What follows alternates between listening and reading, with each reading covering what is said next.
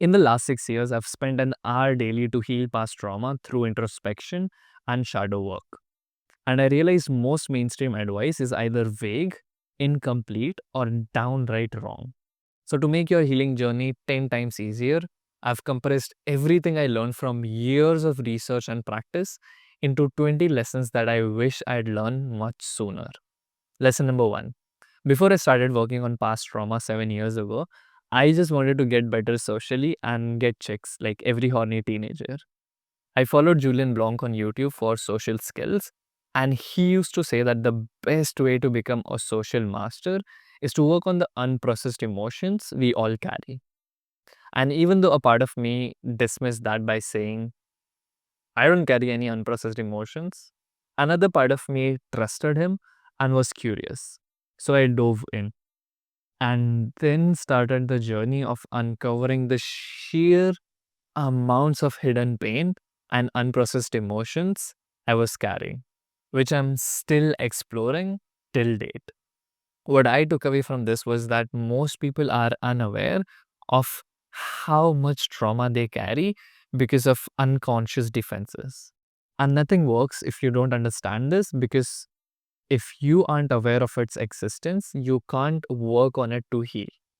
Which is why I've created this free AI tool for you to become aware of how seemingly insignificant things in our childhood cause trauma. You just answer some questions and it tells you exactly how traumatic your childhood was out of 100. I took it myself and surprisingly, this is what I got. You'll find it below this video. Lesson number two. Recently, I was in a session with a client and she was really struggling with her emotions as a highly sensitive person like myself. The tiniest of things made her cry. And she was adamant on the fact that she had a very healthy, supportive childhood with no trauma. So I asked her this question that I'll ask you as well.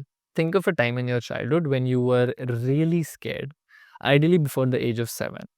When you have that, let me ask a follow up question. Who did you talk to about that intense fear that you experienced? Just like my client, I'm guessing that the answer is no one. Most people think that trauma is just horrible things happening to you, like assault, abuse, accident, wars, etc. But that's just one type of trauma. You can call it capital T trauma. Another less known type is small t trauma, which is things that should have happened to you as a child, not happening. The classic example of this is emotional neglect. And I learned it from this book that repeated small t trauma can be equally as damaging as capital T trauma. Lesson number three. The instant that my client shared when I asked her that question was when she was around 2 years old. She and her parents were moving away from her grandparents. And because of that, she was very upset and scared. And when I asked her how come she didn't share those feelings with her parents, who was supposed to handle those feelings for her, she reached to the conclusion that somehow she had the sense that her feelings would not be appreciated. In other words, she didn't trust her parents with those emotions. Dr. Gabor Mate says that safety is not the absence of threat, but the presence of connection. There have been instances when this presence of safety and connection help children not only heal from the impact of terrorist attacks, but also psychologically grow from it. So, lesson three was that lack of connection is the real cause of trauma. It is always what didn't happen that comes before what happened and makes it worse. Because if there is a sense of connection and safety, a child or adult can recover from any traumatic incident. Lesson number four. Have you ever had this moment when you were very confused between two choices? Like a part of you wanted thing A so bad, but another part of you wanted thing B. The fourth lesson is something that I learned from these books, which is that everyone has inside their psyche different sub personalities or parts. Parts are innate to every human, they're like your internal family members. And when they're in harmony, you feel peace and happy. But if there is misunderstanding or conflict inside, that is the true cause of all suffering. Lesson number five. There's this another client of mine that I was working with this week. and she left India to be with her boyfriend in Ireland, and then he broke up with her. She naturally was very devastated by this and couldn't stop beating herself up. That is, a part of her couldn't stop criticizing her, and other parts that made the decision. But as soon as we started getting curious about that part, we realized that it was being so harsh on her because she kept ignoring the red flags and repeated the same pattern several times. By being so harsh, the part was just trying to get her to improve. The fifth lesson is that parts often take up extreme roles like pessimism or self criticism because of traumatic events in your past. Their actions might seem harmful, but their intentions are always good. That is to help you. Lesson number 6 was a big one for me. This week, I was dealing with a part of mine which was super pessimistic. So naturally, I hated him and kept trying to get away from him. But when I started to get curious and got to know him, I realized that it was just trying to protect another part of me that was young and very hurt. And as soon as I realized that, I felt very compassionate and accepting of him. And I felt this huge release, like a weight lifting off my shoulder, because now I don't have to keep fighting that part, thinking it's against me. Lesson 6 is that healing is not trying to get rid of trauma or any aspect of you, but rather understanding, welcoming, and accepting disowned parts. And this is my primary approach to my own inner work and the coaching process where I help others heal. Lesson number 7. Let's say you want to get to know a particular person better. Maybe they're a potential partner. How do you do that? Do you do that by ignoring them, judging them, not listening to them? Or do you do that by being with them, asking them questions, and trying to understand them?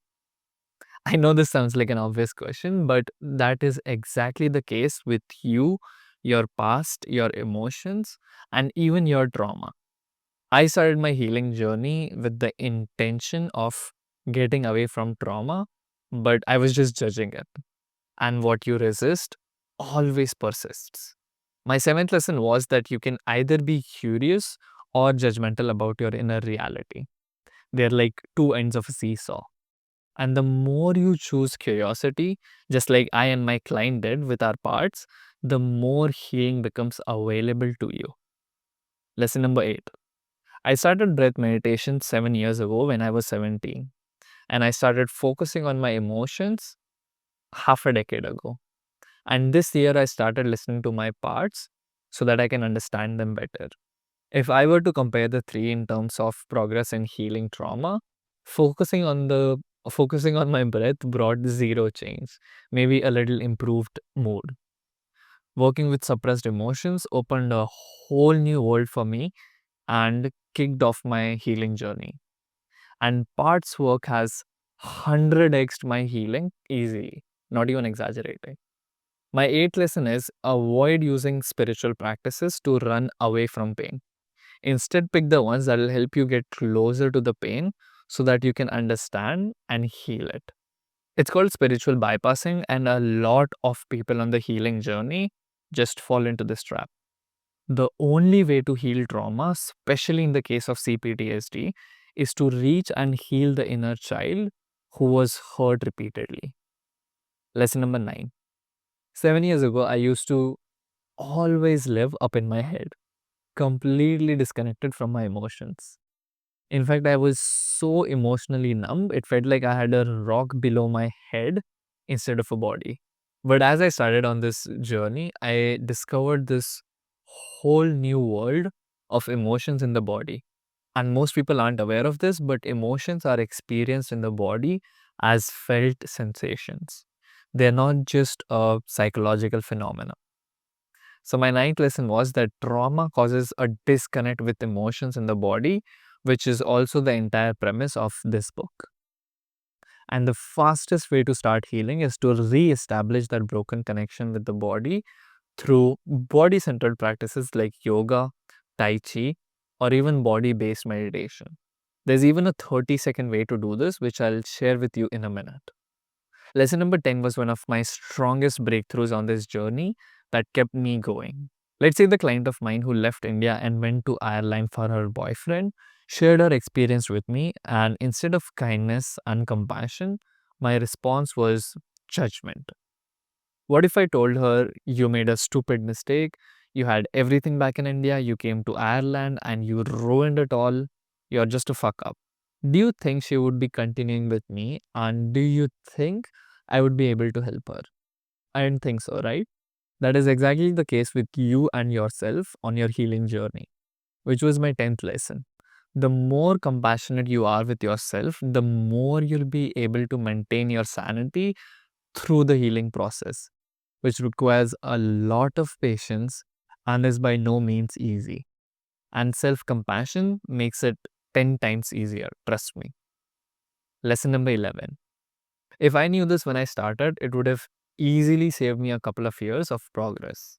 For at least 2 years of my journey, in the beginning, I tried desperately with a lot of effort to get rid of trauma. I just wanted to heal it, expedite the process, and get done with it. But that only kept me running like a rat on a hamster wheel. Here's why. What happens when I ask you not to think of a pink elephant? Your brain does the very same thing, right? Again, whatever you resist persists. It was when I switched my attention from getting rid of trauma, anxiety, or hurt to building awareness, understanding, and compassion that real healing started to happen. Lesson number 12. A few years ago, I fell off my scooty and incurred an injury here. I don't know if they can see it. But because I cleaned up the wound and protected it in the coming week, it healed. Similarly, when you incur a psychological injury and you have safety and connection, it heals on its own. But if you don't have that, emotions from the traumatic event get suppressed and become trauma, which is nothing but an unhealed psychological wound. People aren't aware of the fact that healing isn't something special, but a natural default state of every living organism. When a trunk of a tree gets cut and the source of damage stops, the tree immediately starts healing. So, the 12th lesson was, if you can find a safe environment where you can bring up those suppressed emotions and feel them fully, healing which got obstructed years ago just begins on its own. Lesson number 13. Imagine you have a child, he's 3 years old and he's crying out loud. What do you think he needs from you in that moment? Number one, he probably needs you to be with him instead of abandoning him. Second, he would like you to ask him and understand why he is crying instead of judging him. And three, he would also like you to help him resolve his trouble instead of increasing his suffering, right?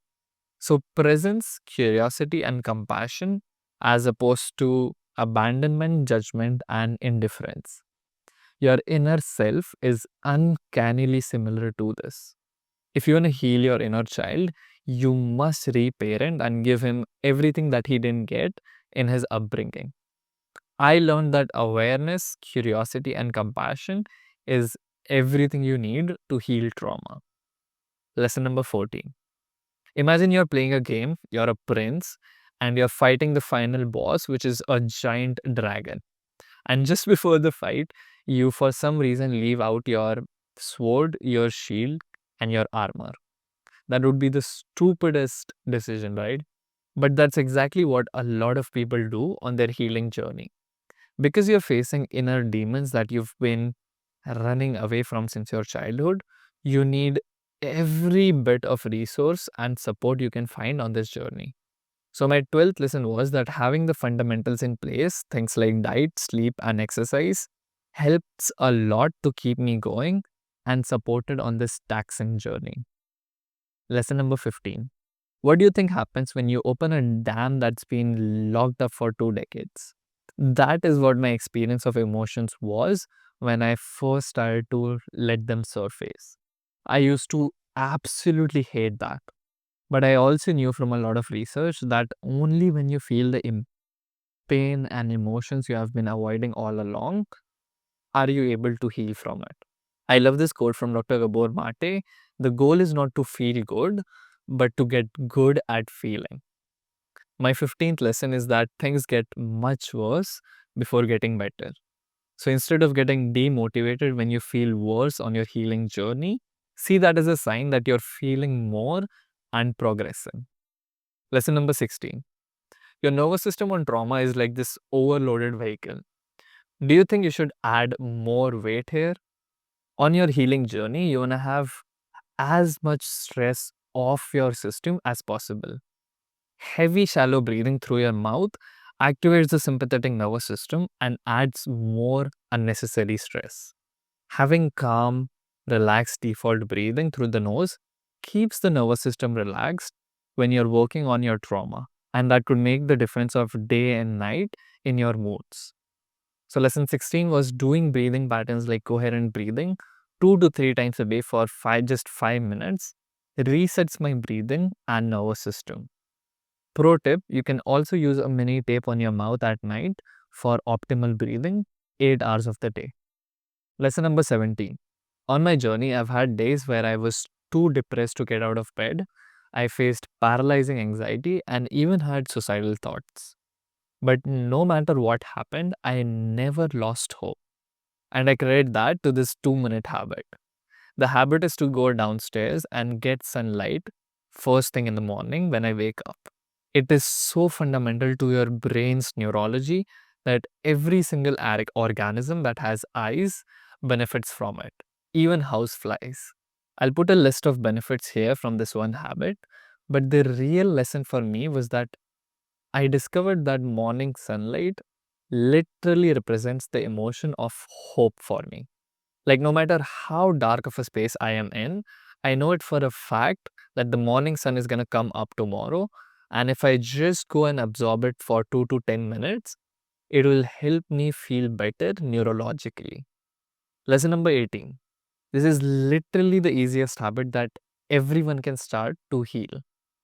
You must have heard or read this analogy in the book Atomic Habits, but if a pilot flying from Los Angeles to New York slightly adjusts the plane's head by 3.5 degrees south, the plane will end up in Washington, D.C. instead. That is exactly the case with trauma work as well, but you must tilt your head in the right direction. I like to use this free app to label my emotions using precise words, at least once a day. It helps you figure out what triggered that emotion and where exactly you feel it in your body, which builds that mind-body connection we talked about. The 18th lesson is that mini check-ins like these act like a slight nudge in the right direction. And over time, your emotional intelligence and body awareness skyrockets, which makes all the difference on your healing journey. Lesson number 19. When I started bringing up suppressed emotions from the past, something very strange started to happen. I noticed my tendency to indulge in escapist activities like social media skyrocketed. And this happens till date. Whenever a strong emotion surfaces, my urge for escapism goes through the roof. Not only that, even procrastination skyrockets. Ironically, it happened when I was writing the script for this video. Although now I'm much better equipped to handle it. The 19th lesson was that procrastination and addictions all root from trauma. Once you understand and heal their roots, they fall off. Even becoming more aware of this tendency gives you tremendous power over them. Lesson number 20. Ever since I started my healing journey, I took pride in the fact that I'm walking on this journey alone. I am self educating and experimenting things on my own. I eventually realized that fierce independence is a sign of trauma, and that just hit me like a truck. And as I was writing the script, this meme came to my mind. But in hindsight, the single most important thing I could have done 6 years ago would be to seek out professional help from someone who has the basic understanding of the fundamentals of trauma. And I don't just say this so that you buy my service. I genuinely believe in it. An insight from someone who understands this journey could potentially save you years. And I've witnessed this firsthand with myself in the later part of my journey and with my clients. If you'd like my help, you can schedule a free call with me below this video. If you don't trust me yet, but you know someone else that you do, that's perfectly fine. But definitely consider taking action on this lesson if you're serious about your healing journey. But if you'd like to explore trauma more, click here to watch this video next, where I talk about its fundamentals and the 3 most powerful ways to heal.